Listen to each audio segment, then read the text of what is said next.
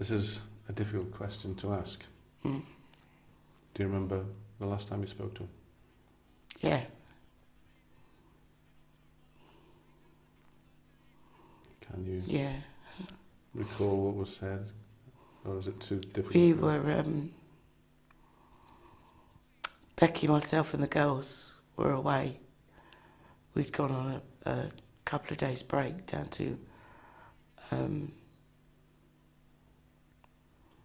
Clacton-on-Sea, and he'd phoned the evening before we were coming home, and he was laughing and joking. He said, "Where are you?" And I said, "Well, we're down at Clacton." And he made a joke out of it. He said, "How the other half live?" And, you know. And I said, "What are you doing?" He said, "Oh, I'm just out with the lads." And I could hear the lads in the background. I said, "Okay, I'll speak to you when I get home." And I go, "All right, Dolly, speak to you then. Love you, Mum." And that was it. That was the last time. I hadn't seen him since the October when he came up here. I hadn't seen him since then. And that was the last time I spoke to him. Didn't stop for a while.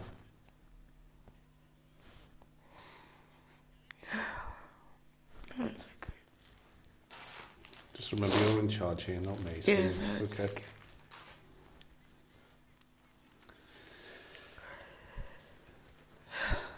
I'll ask you the very nasty question now, shall I? Now we've got it over and done with. Then we'll go to the time where you find out what has happened. Could you tell me about that? It was a very... I'd got up in the morning as per usual, 5:30. I get up normally, gone downstairs, put the telly on, and I'm watching this on the news. And I'm sat there and I'm thinking to myself, oh God, that poor mum. You know, what's going to happen? You know, it's another one, because there's been so many of them lately, killings, young lads. And I turned it over because I thought, oh, I can't watch it anymore.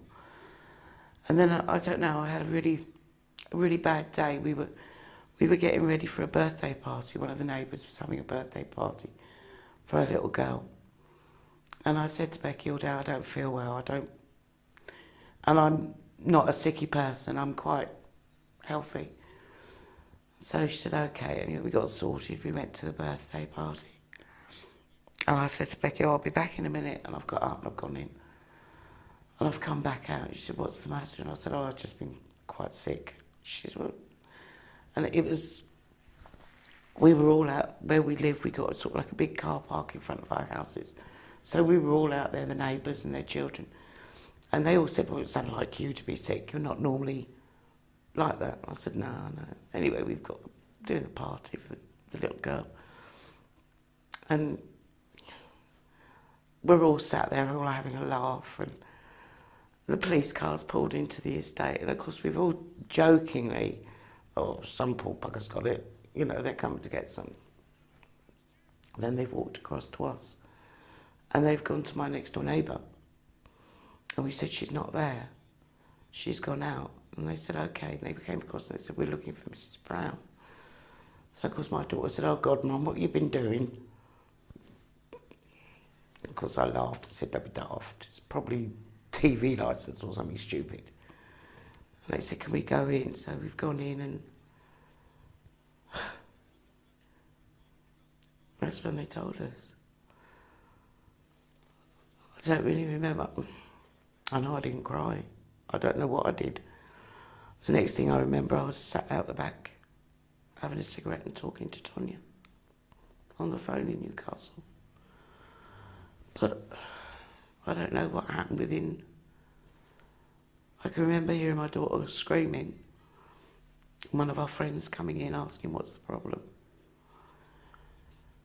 And then I remember going out with the police officers to go and tell his ex-partner, the mother of his little boy.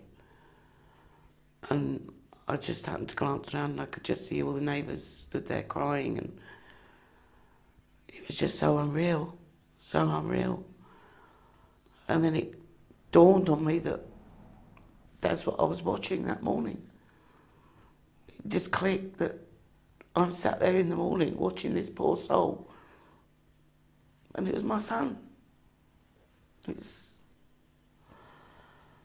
I don't know. Apart from that, I don't really remember a lot the rest of the day. I know there was a house full of people. But I don't know, I remember I got a pain in my chest and it hasn't gone yet.